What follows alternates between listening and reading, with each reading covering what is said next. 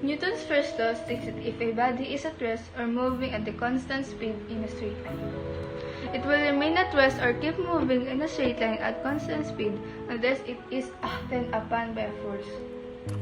In fact, in classical Newtonian mechanics, there is no important distinction between rest and uniform motion in a straight line.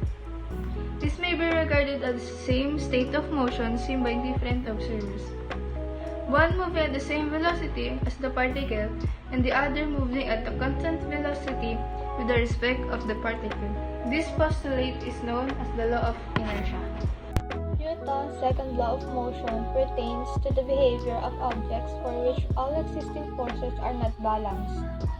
The second law states that the acceleration of an object is dependent upon two variables: the net force acting upon the object and the mass of the object. The acceleration of an object depends directly upon the net force acting upon the object and inversely upon the mass of the object. As the force acting upon an object is increased, the acceleration of the object is increased. As the mass of an object is increased, the acceleration of the object is decreased. Newton's third law, the law of action and reaction.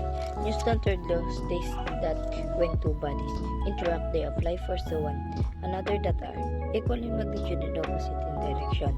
The third law is also known as the law of action and reaction. This law is important in analyzing problem of statics equilibrium, where all forces are balanced, but it also applies to bodies in uniform or accelerated motion. The force it describes are real ones, not mere bookkeeping device. For example, a book resting on a table applies a downward force equal to its weight on the table. According to the third law, the table applies an equal and opposite force to the book.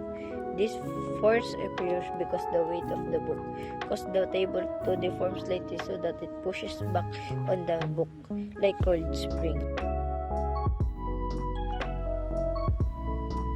Newton's first law states is that if a body is at rest or moving at a constant speed in a straight line, it will remain at rest or keep moving in a straight line at constant speed unless it is acted upon by a force.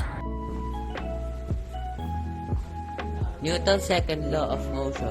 When a net force acts on an object, the object accelerates in the direction of the net force.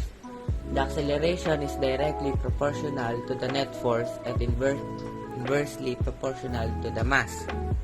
Example, force of hand accelerates the brick. Twice as much force produces twice as much acceleration. Twice the force on the twice the mass gives the same acceleration. Newton's third law states that when two bodies interact, they apply forces to one another that are equal in magnitude and opposite in direction. Third law of motion. This is the study in which the relation applies forces to each other with equal force and the opposite is the direction. My own example. The ball you threw against the wall will still come back to you. This is the third law of motion because it is action and reaction.